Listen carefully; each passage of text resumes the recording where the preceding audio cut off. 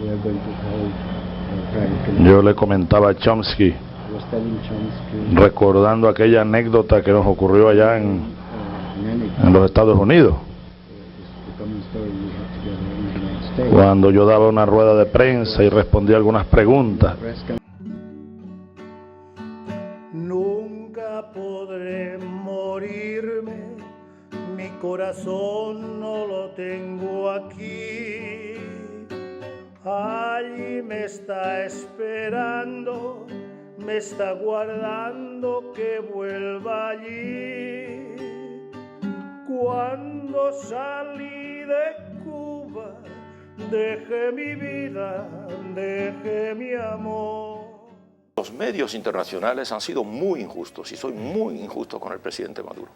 El presidente Maduro, yo creo, por una parte, encarna ese relato de esperanza. You're realizing that Pol Pot was a mass murderer, and you've finally seen the light on that, have you, Mr. Chomsky? No, I've seen exactly the light that I saw at the beginning. There's been a vast amount of lying on this topic. El día en que mi mano lo encontrará.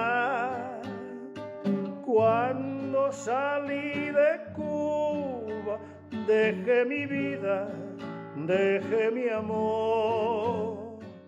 No hay hoy día ninguna personalidad que tenga, digamos, las características de Fidel Castro. El carisma. Mi corazón.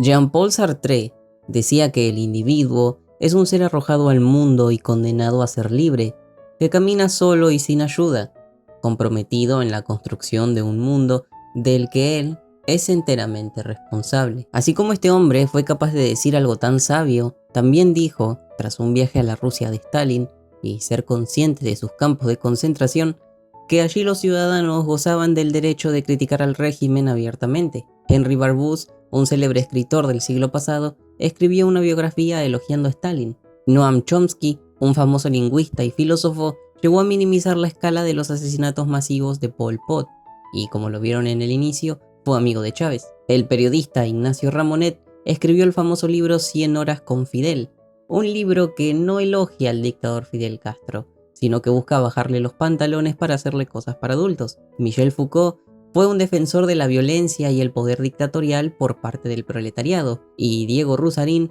ha llegado a decir que pueden existir los buenos dictadores. Lo que siempre tenemos que pensar es que un buen dictador puede ser mejor que una democracia, güey. Sí, he escuchado eso. No un tirano, pero que un buen dictador... Sí. Aún un tirano digo, pero pues ya un tirano es que le estás poniendo, acciones muy... Exacto. O sea, un muy buen dictador puede ser mejor que una democracia, güey. Pero ¿por qué? ¿Por qué la gente que conocemos como intelectuales, auténticos letrados en temas tan reflexivos y empáticos como lo son las humanidades o la filosofía, han sido capaces, y lo son aún hoy, de justificar atrocidades de alto calibre como una dictadura y sus atropellos sobre los derechos humanos? ¿Por qué incluso tratan de blanquear la imagen de algunos dictadores? ¿Son en realidad peligrosos idealistas? ¿Son envidiosos y resentidos? ¿O hay más detrás de todo esto? Bueno, te invito a que te quedes y lo averigüemos. Descubramos por qué existe Diego Rusarín.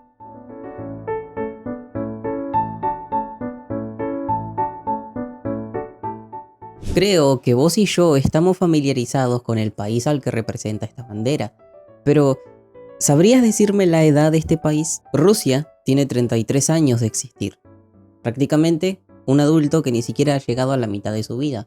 Incluso vos podrías ser mayor. Nació en 1991 tras la caída de lo que antes se conocía como la Unión Soviética. Esto es algo importante a tener en cuenta porque solemos olvidar el peso histórico de algunas cuestiones.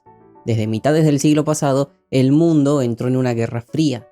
Una guerra entre la ya nombrada Unión Soviética, de clara ideología socialista y comunista, contra los Estados Unidos y su modelo capitalista. Ahora, si retrocediéramos en el tiempo y nos fuésemos a Japón en el 79, en su televisión nos encontraríamos con un show peculiar. En esta segunda temporada, de algo que en el futuro nosotros conoceremos como los Power Rangers, hay Rangers que representan naciones: Japón, Kenia, Francia, la mal llamada América, que es Estados Unidos, y un extraño Ranger nombrado Cosaco. Tan solo unos años más adelante, En 1986 podríamos ver un partido de octavos de final entre Bélgica y la propia Unión Soviética, y para el mundo entero, el himno nacional de los rusos sería este.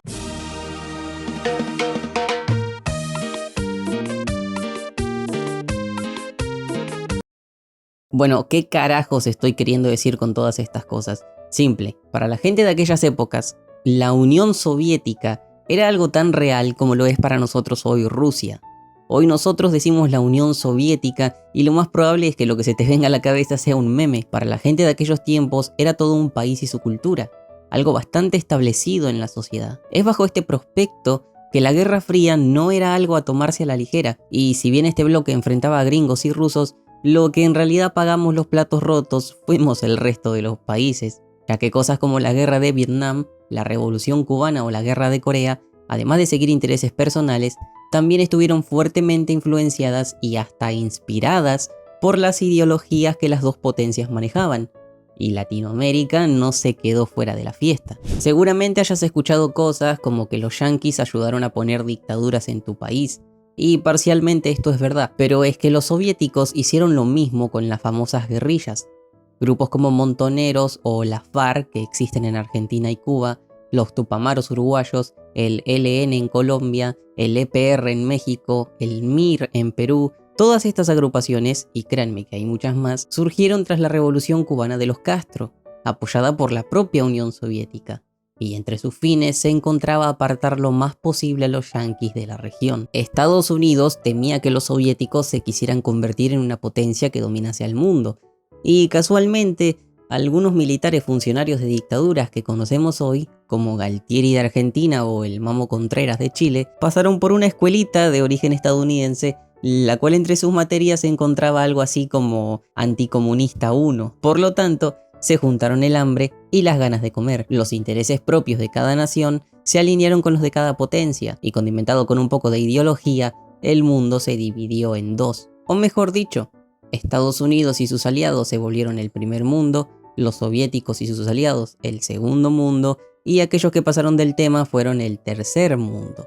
Términos que incluso hoy, con significados diferentes, continuamos usando. Conociendo esto, es fácil suponer por qué personalidades como Noam Chomsky, por ejemplo, un intelectual nacido en 1928, aún a principios de 2000 era amigo de Hugo Chávez, por qué un escritor como Barbusse admiraba a Stalin, o por qué un filósofo como Sartre, aún habiendo viajado a la Unión Soviética y conociendo los campos de concentración de los alemanes en los 40, rompió su amistad con Albert Camus. Les dissentiments sont assez vite arrivés parce qu'ils n'avaient pas une approche tout à fait identique. Et puis, avec les années, la tension de la guerre froide qui va monter, Sartre prend à ce moment-là le parti de l'Union soviétique et Camus lui dit « je prends le parti de la vie ». Como ven, por aquellos tiempos nadie estaba dispuesto a dar el brazo a torcer. Era un tema serio. Pero si bien el muro de Berlín cayó y con él la guerra, las críticas al sistema capitalista no se terminaron. Ahí tenemos a Chomsky, a Ramonet entrevistando a Díaz-Canel o a Rusarín en el Maduro Podcast. ¿En verdad es el sistema capitalista tan malvado que justifica el blanqueo a una dictadura y su dictador? ¿Qué tiene el socialismo que es como droga para estos amantes de las letras y la filosofía? ¿Por qué los intelectuales odian el capitalismo? En su libro, El poder del capitalismo, Rainer Zierelmann, un historiador y sociólogo alemán, nos dice que muchos intelectuales no logran entender la naturaleza espontánea del capitalismo. El orden espontáneo, ¿se dan cuenta que Adam Smith no se equivocó? A diferencia del socialismo, que es un sistema planificado, el capitalismo es algo que se dio con el tiempo gracias al libre mercado, y que aún hoy evoluciona en gran medida de manera espontánea, tal y como lo hace un idioma. El Esperanto, por ejemplo, fue un idioma inventado en 1887 para que se convirtiese en una lengua universal al ser sencillo de hablar y de escribir. Aún así, tiene más de 130 años sin lograr la aceptación global que sus inventores esperaban. El socialismo es como el Esperanto, en el sentido de que es un sistema ideado por intelectuales. Con esto en mente, es posible imaginar por qué el marxismo fue tan atractivo para los intelectuales del siglo XX. Fue una teoría desarrollada por intelectuales, empaquetada en sistemas complicados, que luego tuvo que ser comunicada a las masas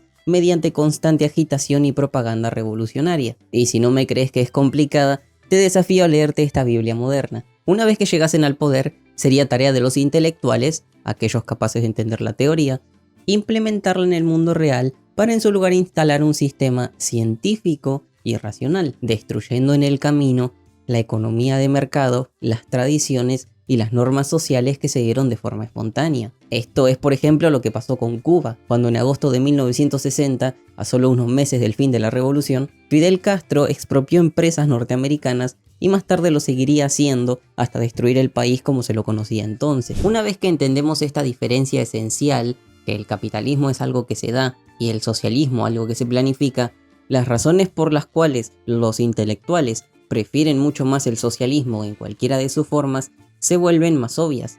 Después de todo, diseñar superestructuras mentales y usar la lengua para darle forma y comunicarlas por escrito o en discursos es lo que los intelectuales hacen para ganarse la vida. Dado que su propio sustento depende de su capacidad para pensar y comunicar ideas que sean racionales y coherentes, se sienten más en sintonía con un orden económico planificado y artificialmente construido que con uno que permite un desarrollo espontáneo y no planificado. La noción de que las economías funcionan mejor sin intervención y planificación activa es ajena a muchos intelectuales. Hace un tiempo se hizo viral un video de una clase del profesor Huerta de Soto, un académico liberal. En el video hablaba sobre un escrito de Bertrand de Jouvenet, y en ese video se expresa que los intelectuales odian al capitalismo porque son ignorantes, soberbios, resentidos y hasta envidiosos. Y quiero aprovechar este video para decir que Bertrand de Jouvenet se la come. No, hablando en serio, decir que los intelectuales odian al capitalismo por todo eso es exactamente lo que los intelectuales de izquierda dicen acerca de los capitalistas.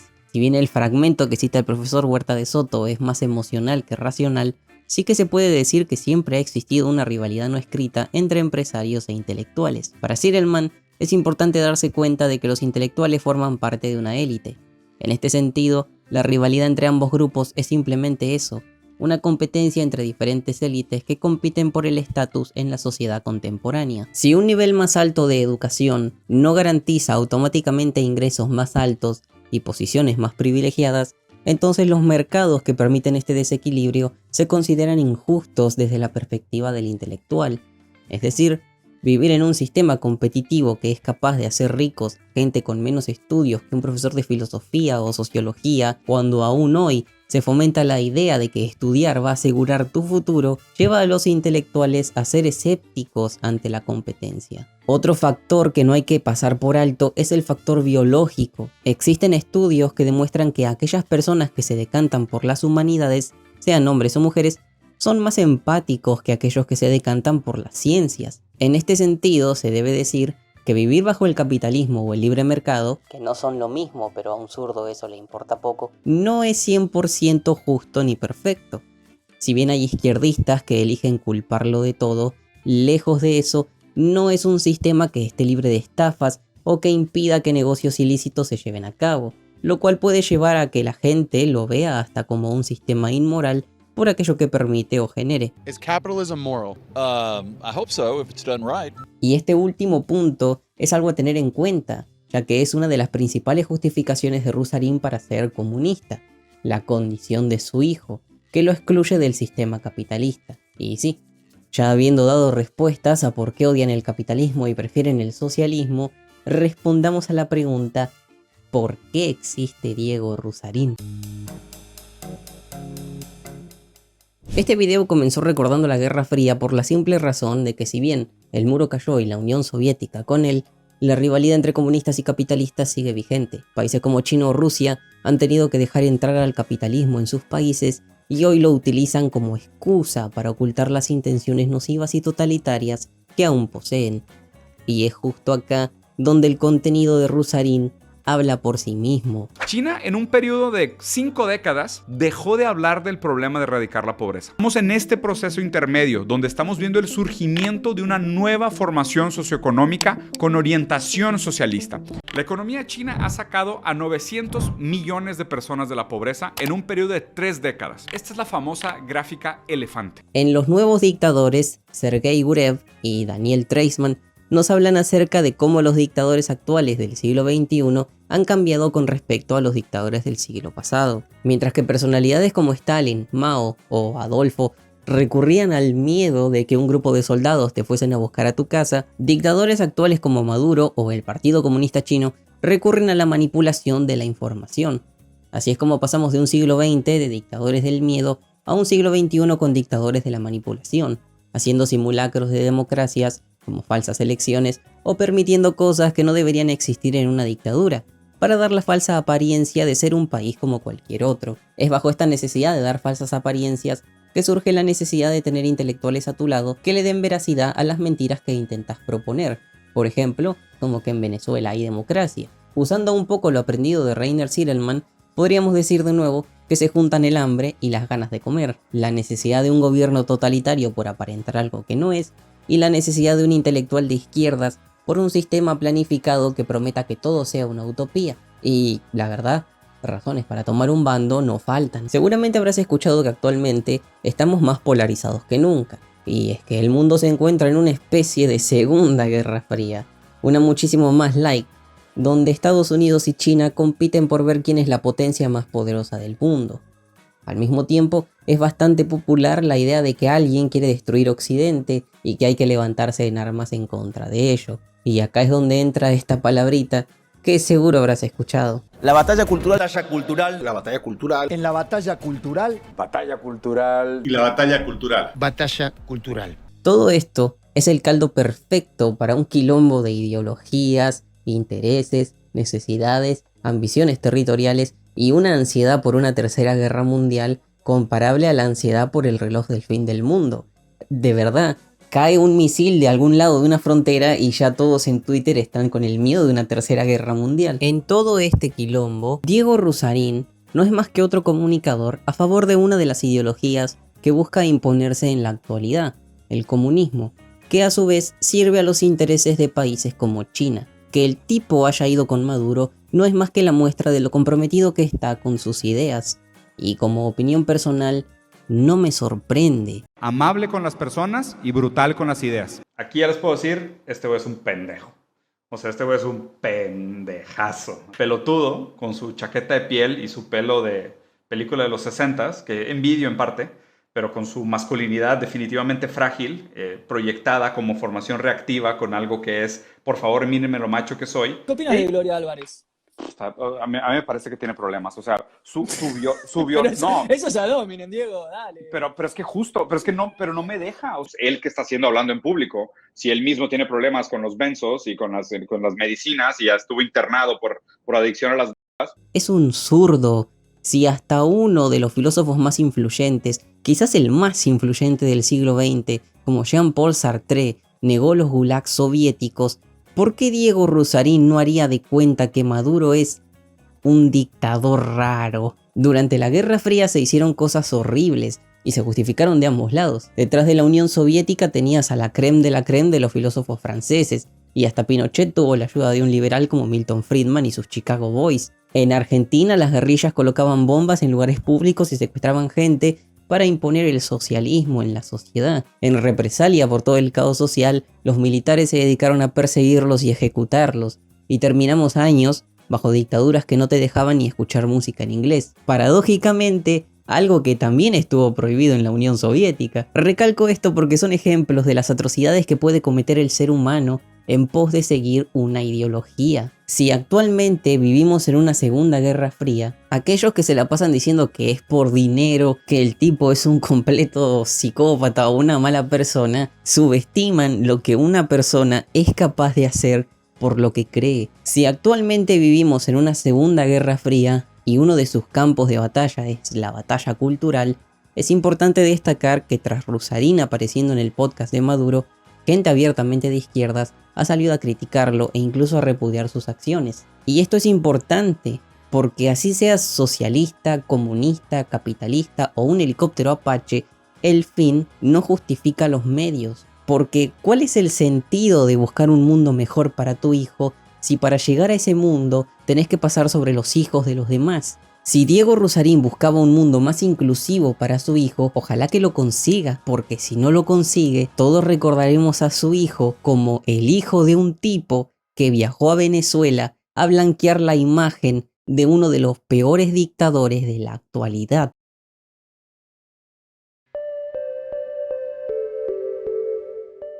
Debo aclarar que me la pasé hablando de intelectuales, pero nunca aclaré que existen intelectuales tanto de izquierdas como de derechas. No obstante, estos últimos han sufrido bastante desprestigio a lo largo del siglo pasado, al punto de que hasta Sartre llegó a decir que intelectuales solo son intelectuales si son de izquierda. Muchos economistas como Milton Friedman o escritoras como Ayn Rand han sido duramente apedreados por los que deberían ser sus colegas, y ni hablar en Latinoamérica, donde intelectual y de derechas es equivalente a decir democracia en Cuba. Todos se la imaginan, han oído de ella, pero nunca vieron una. En Latinoamérica, el siglo pasado ha sido muy manipulado a favor de la izquierda. Pero bueno, no quiero hacerla más larga. Si te gustó el video, puedes suscribirte, darle me gusta o comentarme.